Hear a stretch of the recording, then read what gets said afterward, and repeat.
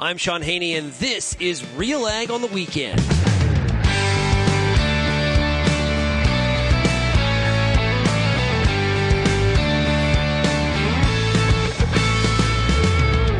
Let's get real and get connected with the week that was in Canadian agriculture. RealAg on the Weekend starts now. Welcome to RealAg on the Weekend here on 650 CQM and 980 CGME. I'm your host, Shaun Haney of RealAgriculture.com. Hope you had yourself a great week, and I appreciate you tuning in here to this week's show. A lot has happened this week in Canadian agriculture and Canadian politics, for that matter. We've got a new Prime Minister in Canada. Mark Carney is the new Prime Minister as of Friday. Also outlined his new cabinet. We will get to that in a second. Also today on the show, we've got Dean Roberts. He's the chair of Sask Oilseeds. He's going to talk about some of the impacts of these China tariffs that were put on last Friday night. China put significant tariffs, 100% tariffs on canola meal, canola oil, pork, field peas, as well as some aquaculture products. And it's created a lot of concern. We heard Premier Moe as well on Thursday, a very, very passionate Premier Scott Moe, talking about how there's a real threat here to employment at some of these crush facilities that are based in Saskatchewan. So we're going to hear from Dean Roberts on that. We've also got a product spotlight with Darren Froats from Nufarm. And we're going to finish up talking about the markets with Neil Townsend from Grainfox. If you have any feedback on today's program, some thoughts, some commentary, some opinion, we'd love to hear from you. Send me an email, shaney@realagriculture.com. Or, of course, you can call the RealAg feedback line, 855-776-6147. So now we get to find out. We're going to test this theory that everyone has had, that the poor relationship between Canada and the U.S. was really the fault, and it was Prime Minister Trudeau that was the cause of it. The fact that President Trump didn't like Trudeau. Well, now we get to test that theory. Personally, I'm not confident that things really change. Whether it's Prime Minister Carney or it's Prime Minister Pierre Poilievre, I kind of think Canada's very much in the sights here of the U.S., and it's become very much part of the narrative from President Trump to talk some of the things, the way that he talks about Canada and the 51st state stuff and, the governor nicknames and all these things that are driving Canadians crazy. I'm not sure it changes, but we're going to be able to test that out here, I guess, in the short term for sure. And speaking of Prime Minister Carney, he named his cabinet on Friday. And Kody Blois, MP from Kings Hants in Nova Scotia, is the new Minister of Agriculture. And congratulations to Kody Blois on that appointment. I know that's the position that he has wanted very much. He's worked hard in agriculture. I think it's going to be looked upon very positively. He has, and I know he's from Nova Scotia, so maybe you're saying to yourself, wait a minute here, another ag minister from the Maritimes? I'm going to argue for him and say that he is different than Minister McCauley. He is, obviously a lot younger. He is eager. He is aggressive and has been out to Western Canada a lot and has a keen interest in Western Canada. So, farm groups are going to speak highly of him. There's going to be a positive spin. But here's the reality. We're going to have an election here this spring, very likely. So this is all short-lived. Everyone's going to be on the election trail in about 2 weeks, the way things are looking. We've got Dominic LeBlanc, who'll be the Minister of International Trade and Intergovernmental Affairs. We've got Melanie Joly, will be Minister of Foreign Affairs and International Development, a position that she already had. Francois-Philippe Champagne will be the Minister of Finance. Anita Anand is the Minister of Innovation, Science and Industry. Bill Blair is Minister of National Defense. Patty Hajdu is the Minister of Indigenous Services. Jonathan Wilkinson, Minister of Energy and Natural Resources, so that's an important one for Saskatchewan. Stephen Guilbeault, he is going to be the Minister of Canadian Culture and Identity. People feel like he's been shuffled a little bit. Also, somebody really taking a shuffle. Went from Finance Minister and Deputy Prime Minister to the Minister of Transport and Internal Trade, and that's Chrystia Freeland, who lost the Liberal leadership race to Mr. Carney. We've also got on here, let's see who else. Steve McKinnon, Minister of Jobs and Families. Now, he was Transport Minister, he was Labour Minister. David McGuinty is Minister of Public Safety and Emergency Preparedness.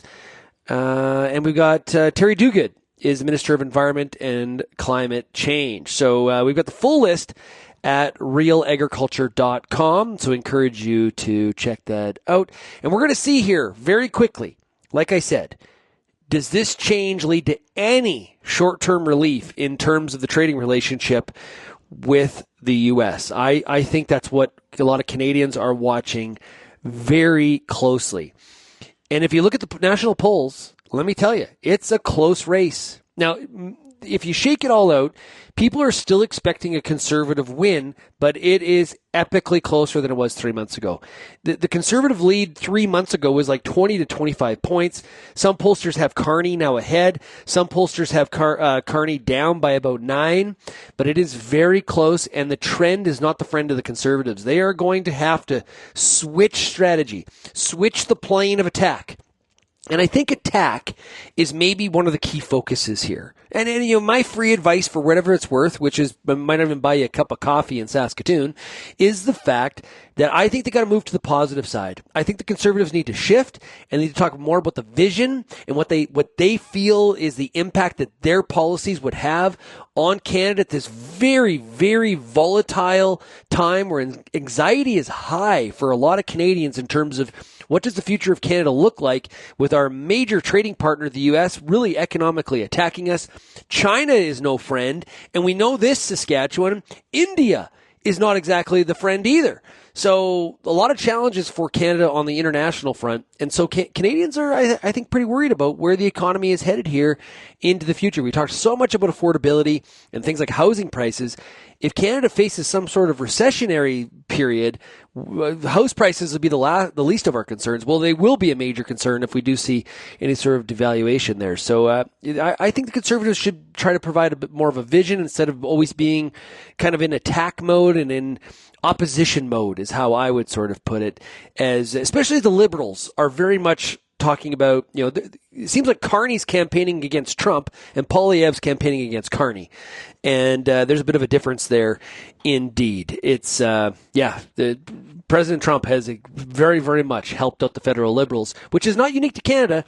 The Wall Street Journal had a story this week showing how President Sheinbaum in Mexico, who is very much on the left, her popularity is at an all-time high, 85% popularity rating, which is unbelievable, highest ever. So again, that's the Trump effect. So the same thing happening in Mexico. That is, the winds have shifted in Canada here as well. Okay, let's take a break. When we come back on RealAg on the weekend, we're going to hear from Dean Roberts. He is chair of Sask Oilseeds. We're going to talk about the impact that these Chinese tariffs on canola oil and meal are going to have on the canola industry right after this. With volatile markets and rising costs, now's your chance to be part of the solution. Act now to protect your farm's future for generations with Genesis Fertilizers. Gain control and ensure access to locally produced nitrogen. Visit genesisfertilizers.com to learn more.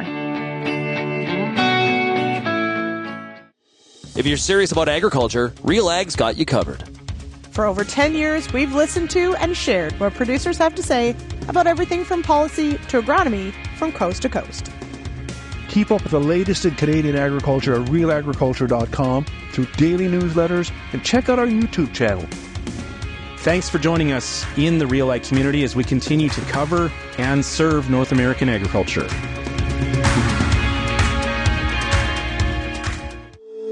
If you're involved in the agriculture industry, it's important to stay informed on all the latest issues affecting your business. At RealAgriculture.com, we offer fast, reliable news, information, and insights to help you keep on top of all of the latest in Canadian agriculture. Visit RealAgriculture.com and sign up for our free daily newsletter covering everything from news, agronomy, animal agriculture, and much more. Visit RealAgriculture.com/subscribe today.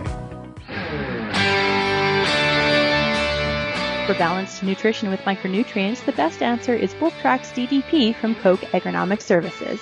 To learn how Wolftrax can ensure nutrient availability through a crop's growth cycle, visit wolftrax.ca. And welcome back to RealAg on the weekend here on 650 CQM and 980 CGME. Well, you know what? There's a lot of issues impacting Saskatchewan agriculture. There might not be one that is bigger than the news that dropped last Friday night. China deciding to put some pretty stiff tariffs on Canadian canola, canola meal, oil, pork, as well as field peas. Joining us to discuss some of the impacts to the canola industry is the chair of Sask Oilseeds, farmer from West Central Saskatchewan, is Dean Roberts. Dean, great to chat with you. Good day. Thank you for having me, Shaun. Kadeen, so we're recording this interview, just so everybody's aware, we're recording this interview on Thursday night. And today you met with Minister Harrison, as well as, I believe, Premier Mo. What's your message to them in regards to the impact here, what China's done? Well, I think our message was already in their ears when we met with them that the canola industry is hitting some very choppy waters. We are in severe trouble right now. We're facing trade wars and tariffs and disputes going with two of our large trade partners, both the U.S. and China. We're not in a good place, but hearing Premier Mo's address today, they get it. They understand the problem. What needs to happen? Well, in the very short term, we need the federal government to engage with the government of China, start working on resolving the issue, start talking about the issue. We have a very short period here to get in front of this before we potentially go into a federal election, a writ period where things go shut down. We need action now. The longer tariffs go on, the more permanent they tend to become. We can't afford to wait 3 months to resolve this. We need action now. So that's a priority. What about the idea of compensation? Does there need to be compensation to growers at this point? Well, I think there's going to have to be if this drags on for very long. Farmers are going to take severe losses alongside with the industry people who put money into crush plant expansion in the province. Yeah, one of the things that I have heard from some people is, well, wait a minute here. These tariffs are only on meal and oil. We can still ship seed, but there's a big but to this, and that is the fact that Canada's still awaiting potential tariffs on the canola seed as well from China. Yes, you're spot on. This addresses the oil and meal going to China, but this doesn't address the earlier MOFCOM investigation into the anti-dumping investigation into Canadian seed into China. So we still have uncertainty around that. We have uncertainty into the U.S. market, and even this meal issue isn't totally resolved at the moment. So all this uncertainty, it creates unpredictability, and grain markets hate it. Unpredictability and instability. Premier Mo mentioned that some of the crush plants in Saskatchewan may be shut down temporarily or for longer, which would be a loss of jobs and a loss, economic activity in the province. Are you concerned that there's going to be that those plants could shut down? Well, most certainly, those plants crush seed into oil and meal, and the underlying question to that would be, what is the value of the meal? Where is it going? Who's buying it? Our main two destinations for Canadian meal are the United States and China, with 1/3 of our meal, 2 million or so metric ton a year, going to China. So when you have 100% tariff on 1/3 of your potential exports, that is a big concern. And when you start looking around the world to find homes for that meal, it's not as simple as you would think. We saw Stats Canada this week forecast canola acreage. I think it was about 21.7 or 21.9 million acres for this upcoming season. Are those acres under threat? Could farmers plant less canola this year? Well, I think that question will be on a lot of farmers' minds. Are you going to put $12 into the spreadsheet, 14, 15? What is the number you can expect to get for a new crop canola bid? And the cost of going canola goes up every year. It's expensive. Fertilizer is expensive. You're going to want predictability in the market you're going to be delivering into. So I think that question will be on growers' minds coming into seeding. Last week, the federal government announced some programming through AP Advanced Payments Program, essentially more loans or a more friendly loan environment. We won't go into the details of it. Meanwhile, we're seeing the U.S. farmer getting compensation, a $9.7 billion package, because the market dropped on the 24 crop. They're talking about a market facilitation payment upcoming at some point in 25 because of some of the losses that are being suffered on farm. Is this the kind of ad hoc programming that Sask Oilseeds is asking for?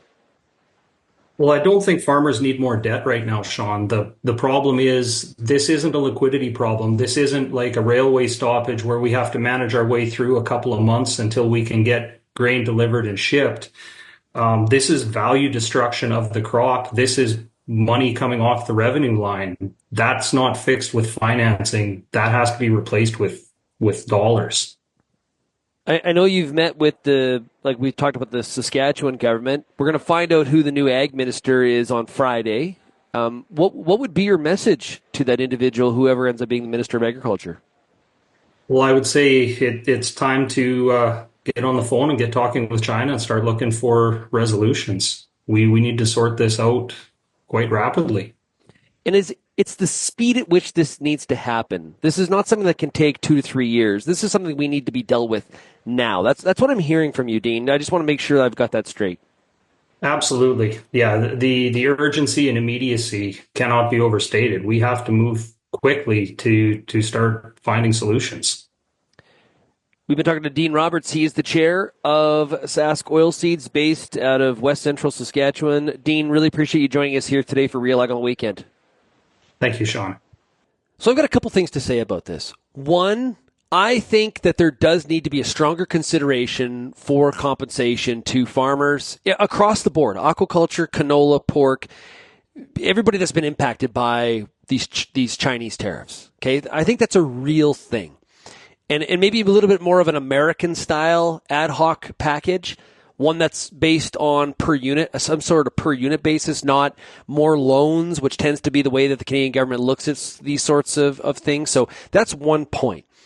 But I also think we need to understand this is not a binary situation. Those China EV tariffs that Canada put on Chinese EVs, that was basically siding with the Americans. The White House under the Biden administration had pushed for that. Canada was playing, Team North America there, so to speak.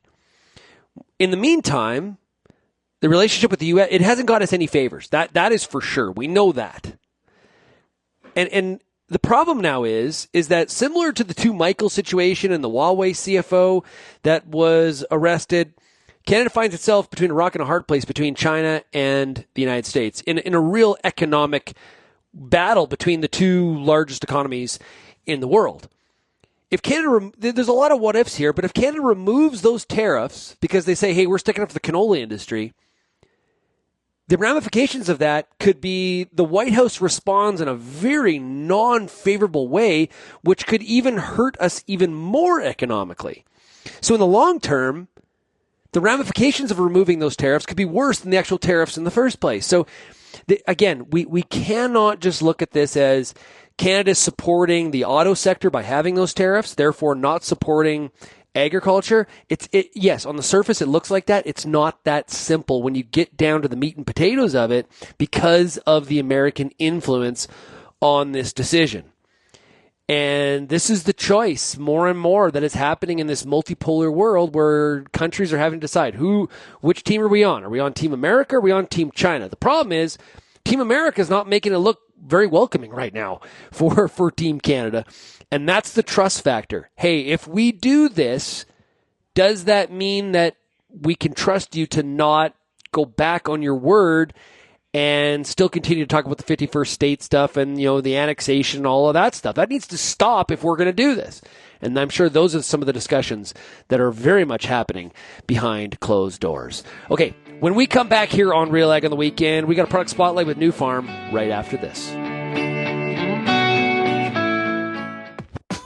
RealAg Radio is Canada's only daily radio show focused on agriculture. Get expert advice on Agronomic Monday. Tuesdays and Wednesdays will cover a broad range of issues. Thursday we'll hear from farmers across the country on the Farmer Rapid Fire.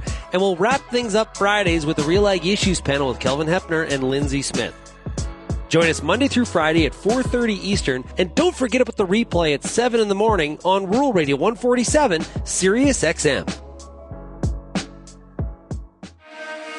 Get all the information you need to keep your pulse crop healthy and profitable with the Pulse School on RealAgriculture.com. The Pulse School is a free YouTube video series covering agronomy, research, and more across a host of different pulse crops. It's also available as an audio podcast wherever you download or stream your favorite podcast. Check us out on YouTube or visit RealAgriculture.com. The Pulse School, brought to you by BSF Canada.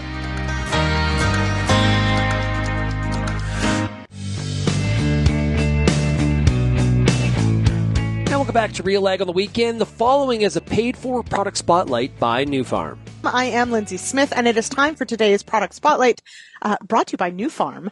I've got Darren Froats. He's the Regional Sales Manager for the Eastern Prairies with Nufarm. Darren, how are you doing? I'm doing fantastic. Well, it is, we are into March. It means that spring will come. I have faith that it will, even though maybe today it doesn't feel like it. So planning is well underway. We're talking today about soil-active herbicides. Why should farmers consider applying a soil-active herbicide this spring? Well, there's many reasons that it's a good plan to put into any operation.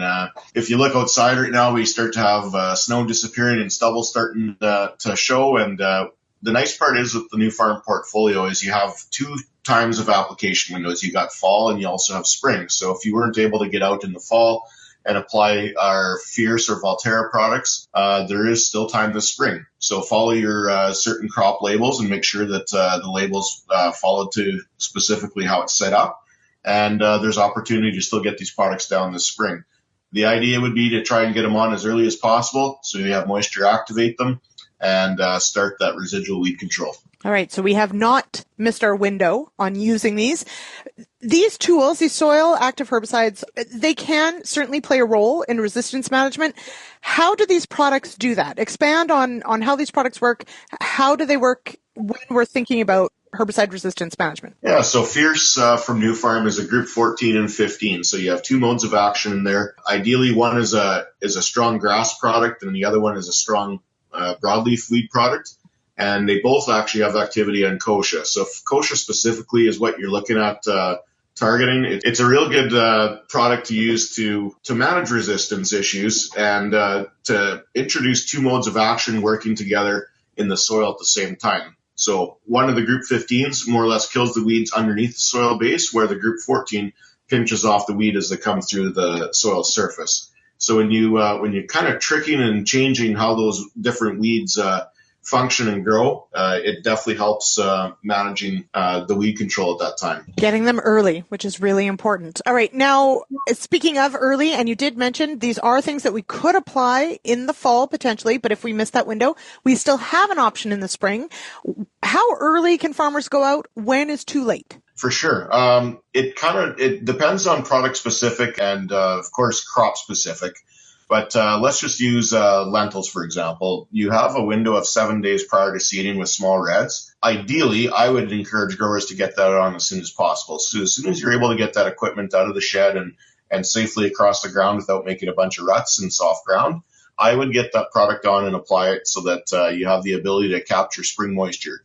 These products do need roughly 2/10 to half an inch of moisture to have them effectively wash into the soil and be active. And in the spring, temperatures start to warm the soil microbes start to warm up, and when weeds start actively growing, that's when you're going to start to see these products kick in and start to work. So it does give you that 6 to 8 week residual window. There is a bit of strategy behind it too. If you also wish to use it closer to seeding time, depending on the crop, there is different timelines on how soon you can use the product to the planting window. Depending on when that is, you can get fairly close to the planting window. And ideally, if you catch a rain at the right time, then you can kind of extend that residual window further out. So they got some flexibility in these products, and you really have to take a look at them and look at which crop you're using them for, which situation that you want to do, which weed you're targeting, of course, or weeds, and make a plan from there. Now, so you mentioned that 6 to 8 weeks of residual control, certainly depending on the crop type, can be an incredible advantage for our less competitive crops. Are there certain crop types that this works better for, or is it really just a fit for so many different systems? Well, yeah, Lindsay, it's a fit for so many different systems for sure. Pulse is number one. That's where a lot of our these products are used, is in front of pulses. Typically, they're not as competitive a crop getting established in the spring, and also not a lot of herbicide options either in crop to take out weed issues. So they have been very popular in pulses. However, in cereal crops, whether it's Valterra with barley or Fierce with spring wheat, they have some very good uses in those crops. They compete very well, and with the amount of pressure that a cereal crop can put on competing weeds, along with a residual product like these, it can keep these crops fairly clean, fairly late into the year. And that way it gives you some different options to go in crop when it's time to spray your in crop. And maybe you don't have to use maybe quite as expensive a product in crop to control the weed portfolio that you're looking at. There's just so many good uses for them. It spreads out the workload on the farm. I would still recommend using a burn-off with these products. They don't always have activation at the time of when weeds start to express themselves in the spring. So if you're going across it in the spring, I would still recommend adding in a burn-off product with these products and make sure you take out the flush of weeds that's already established. Typically, these products like to take out weeds that have come from seed, not that are overwintered or previously established. Right. Okay. That's an excellent point. All right. And lastly, of course, for anyone who's, thinking that this is something they need to add to the toolbox, where can they find more information on these Nufarm products? Yeah, contact any of your local Nufarm territory managers. You can also contact our website at nufarm.ca. We also have the best Darren 1-800 line in the business at 1-800-868-5444. Darlene would love to talk to you. And please reach out if you have any additional questions. All right. Give Darlene a call. Ring those phones, everybody. All right. Okay, Darren, thanks so much for joining me on the show today. Thanks, Lindsay. Appreciate it. Thanks to Nufarm for that product spotlight. And remember, you can go to nufarm.ca. We've got more coming up here on RealAg in the weekend. We'll be talking markets with Neil Townsend of Grainfox here on 650 CQM and 980 CGME.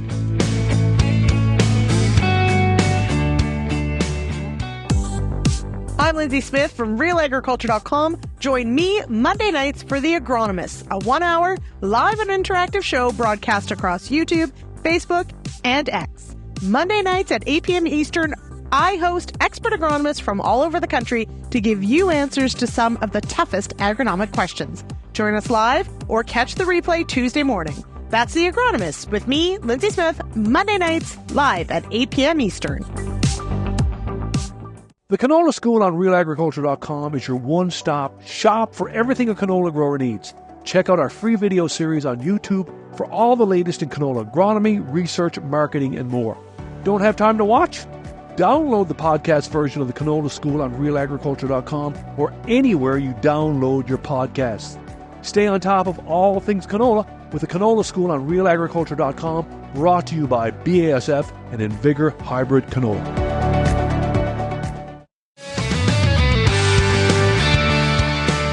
Maximize productivity and profitability with an innovative all-in-one approach to farming. Combining accounting, business planning, agronomic field planning, and advanced technology, MNP Ag Intellect delivers personalized solutions that empower you to make confident, data-driven decisions. Visit mnp.ca today. Back in October, RealAgri Studies, the market research arm of Real Agriculture, asked Canadian farmers, what are you the most concerned about?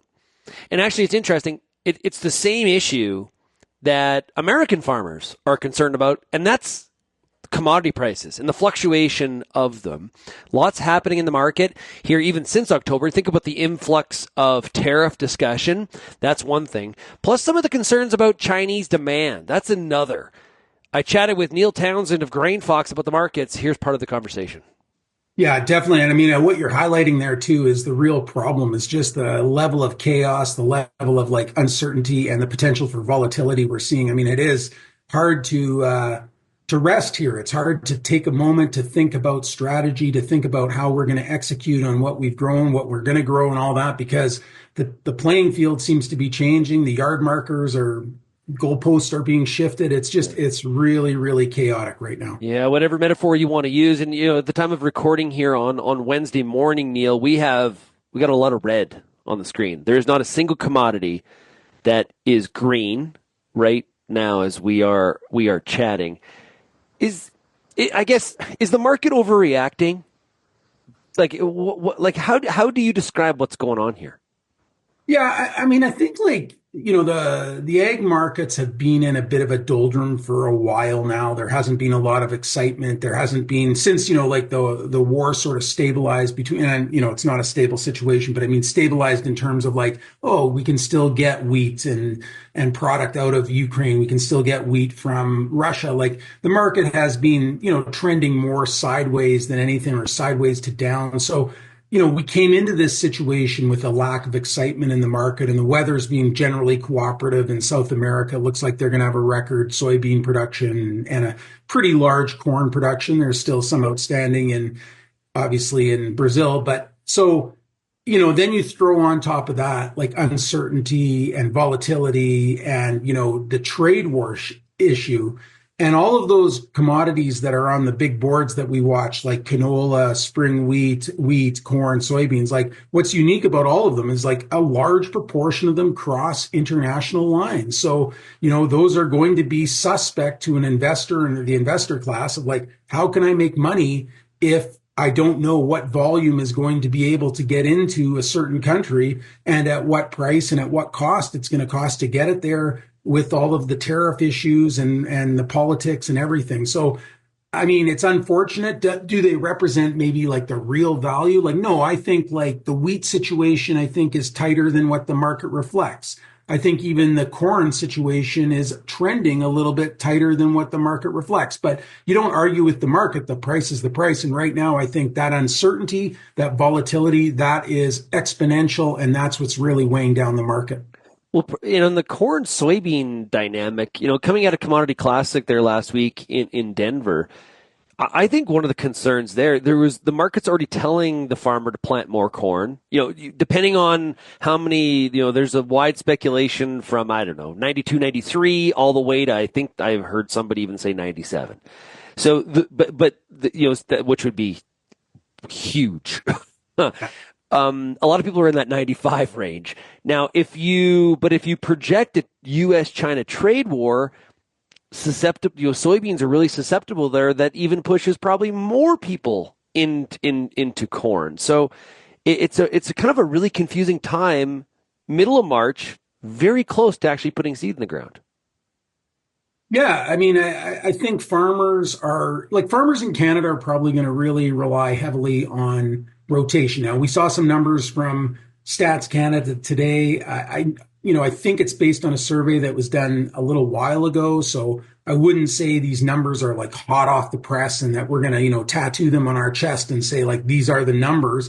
But I mean, also the American farmer, I mean, they have less choices. They're not as rotational as we are in terms of, having, 3 or 4 or 5 choices. But I do think that like the message that they're getting from their own government is plant every available acre and also probably to plant corn. So I'm probably in the 94 million acre range, but 97 seems a little aggressive, but 95 is highly probable, I think. And a lot will depend on, combination of the market as we roll into April and May, but also the weather conditions. What happens to canola acre? Because, I've had a lot of people asking me, what happens with canola acres? And if you think about our Farmer Rapid Fire show on Thursdays, people are all over the map. And so I've just kind of been saying, I don't know, same as last year, because it's really hard to shake out. How much does this China news last Friday, the tariff on canola meal and oil, we're still waiting for the decision on seed. How much does that impact the planting acres? Again, I would think that so the numbers that came out today from Stats Canada have it at 21.65 million acres. And that was like the highest estimate was 21.75 and the average was just around 21. So it came in above expectations. I mean, there's not a lot of people involved in the survey, but it came in above expectations. That's still down from last year by about 350,000. But I would think that probably as we progress, if the situation stays the same, that, that last 320 acres might go to something else. We might see a little boost in flax, or some people might try to, slide in a pulse acreage or something like that. But so, I think this is the high watermark of canola is what I'm trying to say. Like, I think when all's said and done, we might wash out closer to what the average guess was 21 million acres. And, I don't know. I don't think anybody really knows like what the trade regime is going to be going forward. I mean, like we've got the double barrel of we've got hostility from the Americans and we've got hostility from the Chinese. And combined, those are two very critical markets for raw canola. And also, China hasn't done anything on the raw canola yet in terms of upping the tariffs. But, they've done it on the meal and the oil. But I'm saying they're also key markets for the products, especially the meal for China. So, it's going to be very interesting. And then, our domestic crush industry, like it relies on the export of the products too. So, I mean, how hard are they going to go? And I think there was some news that CHS was pulling out of Winkler, Manitoba. Now, is that just a business related to CHS, or is that like they've sort of said, like, we think these tariffs, we think these things are going to be in place a lot longer than maybe the general market does, and we don't want to be involved in it in that way? Yeah, I've been trying to get my head wrapped around a lot of times we jump, how does this impact the farmer?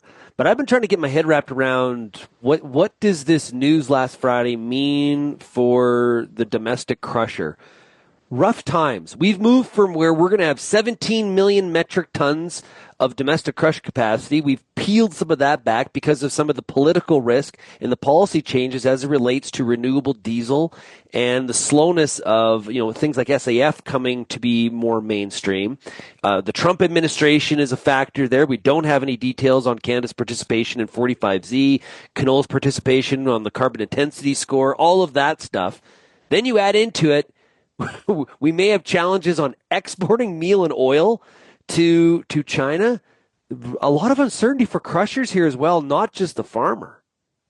100%. And I mean, again, you could explode your head trying to follow the daily recriminations and the daily manipulations of what's going to happen with sustainable aviation fuel or, biofuel in general, ethanol policy. I mean, all of those dominoes, they could fall. I mean, maybe nothing will happen, and it will be a balance in the United States between making sure the farmer community is pleased enough with the Republicans to go out and vote for them in the midterms or whatever it is. They're a pretty loyal bunch, though, so I doubt that they're going to en masse retreat from the Republicans. But I don't have the certainty that we'll have this conversation, say, this time in 12 months or 24 months, and that the U.S. biofuel and ethanol policy will still be what it is today, and it could be drastically different. I don't know. Yeah. And I think that has a big impact on, the crush industry in Canada. Pulses also taking one on the chin, so to speak, to use a boxing reference, based on China's news last Friday. What does the pulse grower think at this point? Yeah, I mean, I'm still like one thing I would say about the pulse balance sheets for Canada, peas, lentils, in particular, like the green lentils and the green peas, even the yellow peas and the red lentils, like none of those are aggressively loose. Like, in and of themselves, they are fairly supportive of prices. So what really matters is trade policy. So, the trade policy out of China, very negative. What's the trade policy out of India? Right now, they renewed the tariff-free access for yellow peas, so that's positive till May 31st.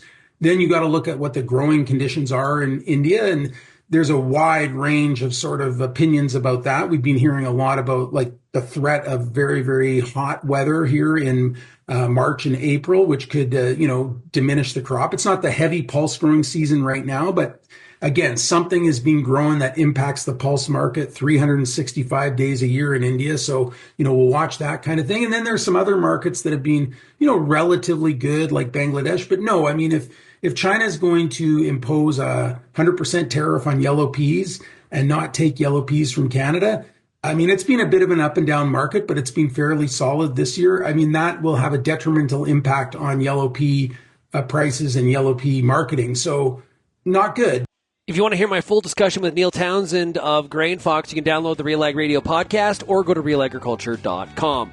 Thanks, everybody out there, for once again making Real Ag on the weekend a part of your weekend activities, and we'll chat with you again next week. Cheers, everybody.